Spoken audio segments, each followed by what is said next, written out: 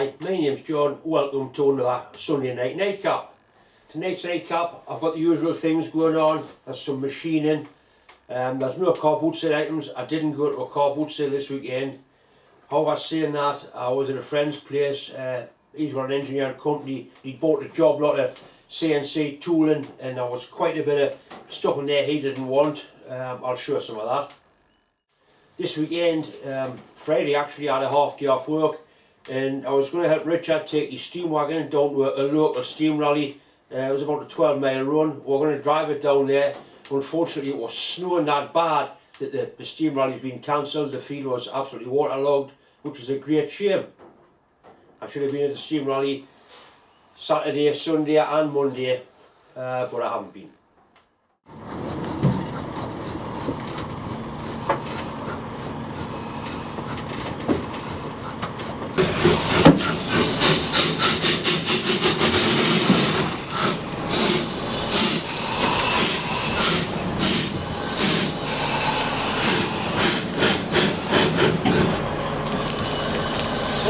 Yeah, you're alright. I've got an update on Debs. Debs is doing well. She's meant to be working part-time, but basically she's putting full 8-hour shifts in. The pub she's started working at, not open yet, and they're trying to get things ready to open next weekend. So she's putting a lot of hours in, which she certainly seems to be enjoying it. I do quite a bit of work on a pattern to replace that pattern, which is for a diesel locomotive for one of the lads on one of the forums I go on. I get the pattern finished and I have a go at moulding it. I'll let you see what sort of results we get from that. A few nightcaps ago, I did up an old adjustable spanner, an S-shaped one. I bought it at a car boot sale. I made a new pin for it and I gave it to Richard, who now uses it on his steam wagon. One of my viewers has obviously seen this and asked me if I could have a look at the adjustable spanner he's got here, which is also a strange one. It's got on there British made, strange shape. He uses it all the time at work, but what's happened is the jaws are stretched, they aren't opening parallel. If you look at it a bit closer, see when you close it down, it doesn't fully close. That's because somebody's actually filed or ground out both the jaws to make it open wider. I think a lot of the trouble is that this bottom jaw isn't at 90 degrees to the piece, like the dovetail part that screws in and out. I'll see if I can get it apart and possibly weld these back up a little bit and remachine them for him. He does want to use it, he wants to keep on using it. Look at that pin slack. It's actually been a slot in there, but it's been used for knocking things with, and it's damaged the slot. And find a point. It is free, and fortunately the one I did earlier, I had to actually drill that out.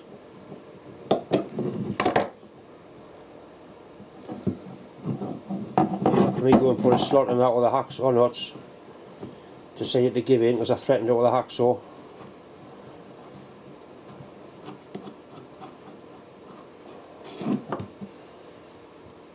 So the slot's been closed up. You can hit with a hammer that many times.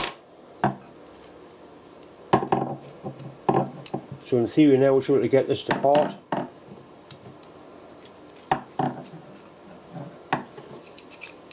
Yeah, the one comes out. Actually not too bad, that is. A lot of wear on that hole, but if the pin had been tightened in properly, it would take a lot of the wear off it.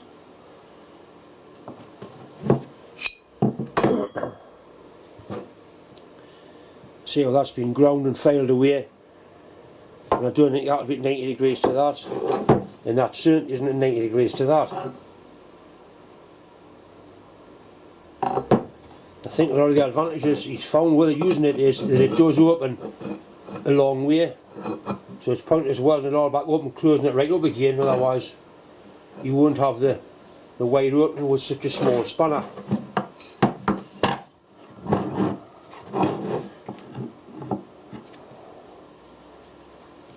And There's wear on it like you'd expect, but not a colossal amount. I put a square on there. You don't need anything to measure the gap there. The gap's massive at that end compared to that end, so that jaw's at the wrong angle.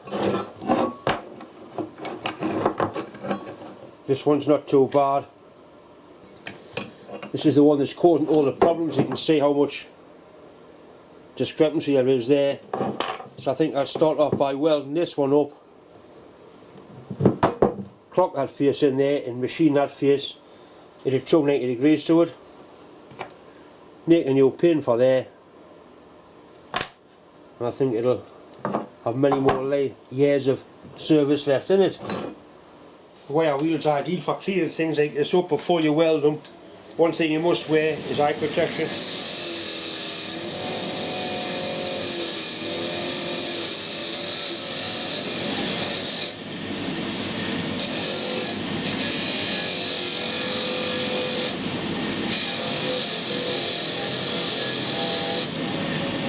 That's the only writing I can find on it.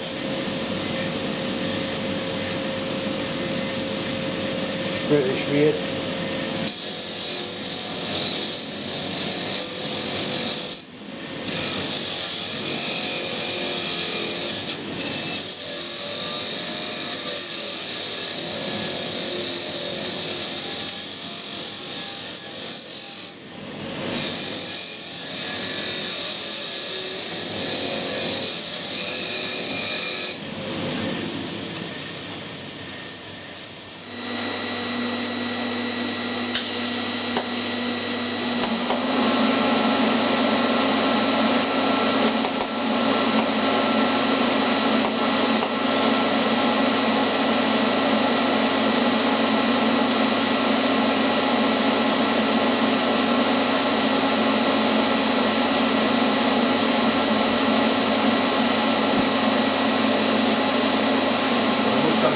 Better material than this before.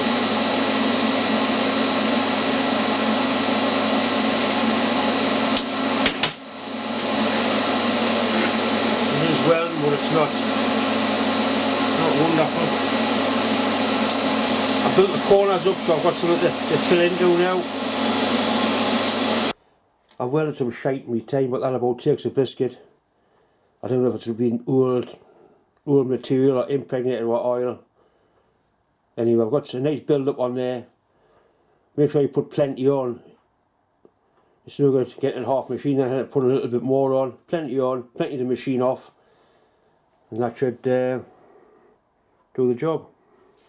Unfortunately, when I set this up in the mill, I forgot to press record on the camera. So you've missed the setup and you've missed the actual machining. I've got one more cut to take, so I'll leave the camera run where I take one more cut of it.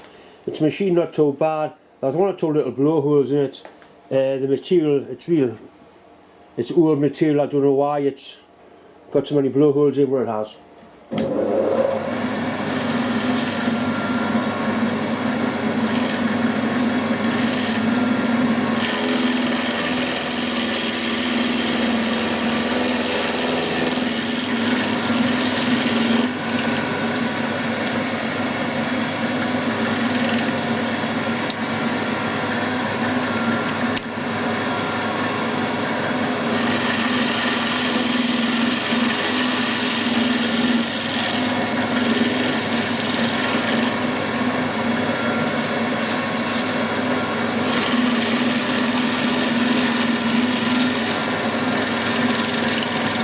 Now I know that this jaw is square to the rest of the spanner.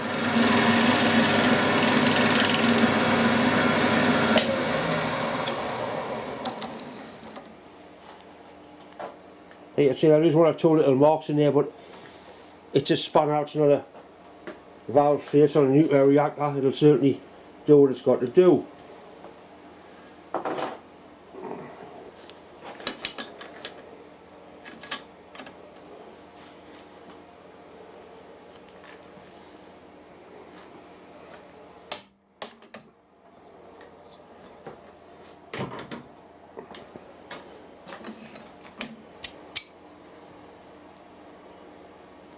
Same now with that. The jaws are parallel.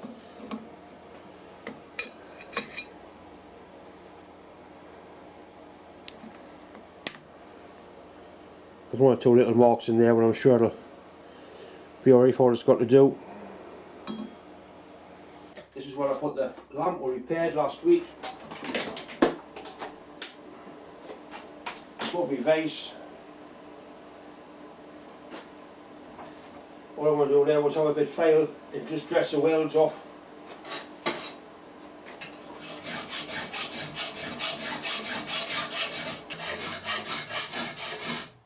See, I've got a handle on the file. Handles are very cheap for files, better than the file tang going into your hand. Didn't know why you just file over handle on.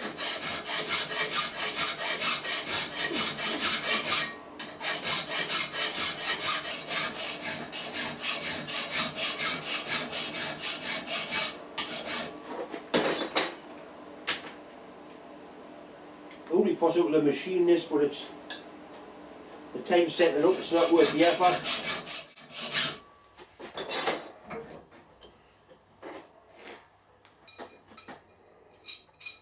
I've got it so it's virtually shutting as well. I'll be getting a little bit more. Dress this up and then I'll make a new screw, measure the thread, see what thread it is. We'll make a new screw to go through there to hold the worm in.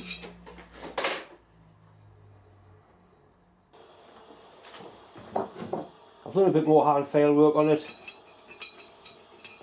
and it fits together quite nicely. The jaws do and should, but they never would because there's been some taken off that as well. But they do open a long way, which is what the lad wanted. As you can see now as well, the jaws are parallel to each other. It's not bell mouthed. Right, so that's more or less finished. So I'm a little bit buff up on a wire wheel. The next thing is the screw. The screw's been damaged at the end because it's been used like a hammer for knocking things in with or knocking things out with. So I'm going to make a new screw for it. I need to identify that thread. This is old, so it's bound to be imperial. Right, it's 5/16 of an inch. It's probably 5/16 Whitworth. Whitworth is 18 TPI in 5/16. That's 18 TPI. And it is indeed 5/16 by 18. I'll try and show you the 5/16, the 18 TPI thread gauge. There it is. 18.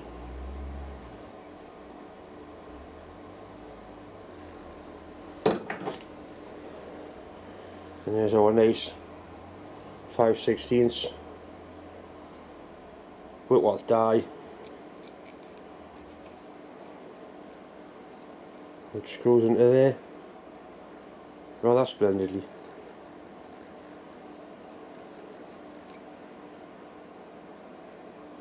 Right, so I'll try and find a bit of 5/16 bar, or I'll turn a bit down.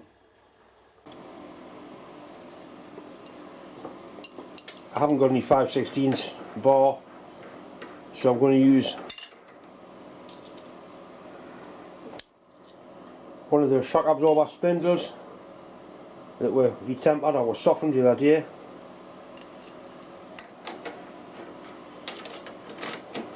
When I put them in the fire overnight and made them go soft and useful.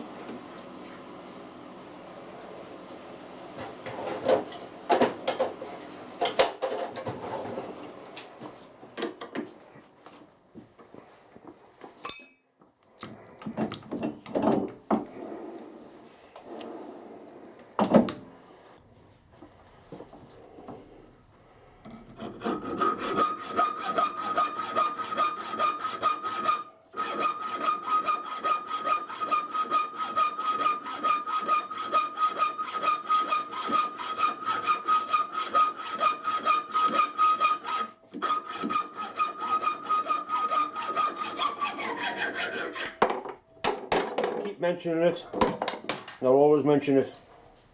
The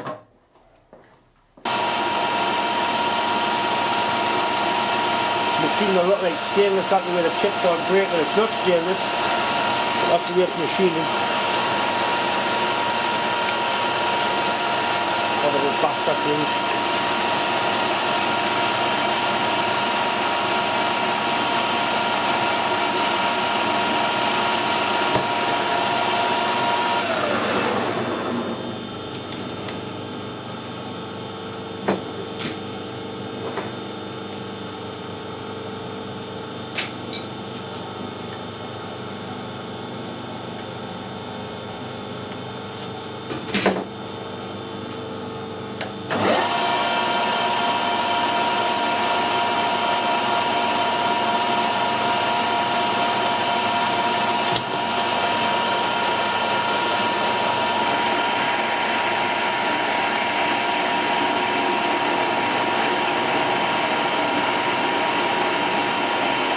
The cutting point is nicely now as we get down the damper a little bit.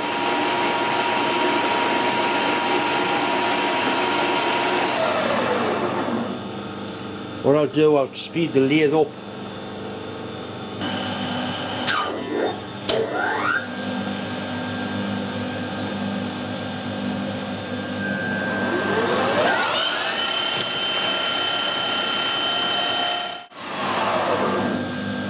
I think that's put a lovely finish on. That was running at 2000 RPM there. I've never had the lathe running at full speed before. Right, that's a nice fit. Now we need some threads putting on here.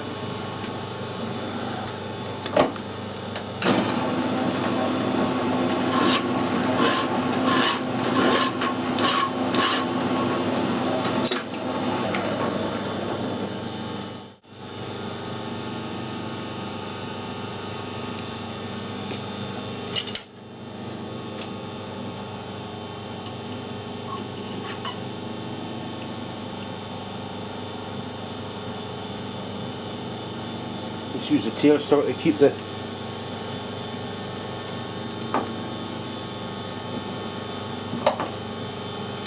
die nice and square to the job.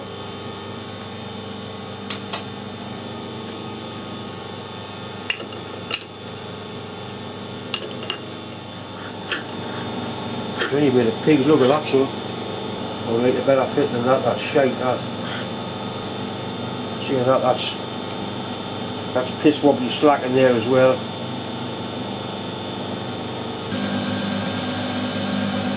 Take it back in, John.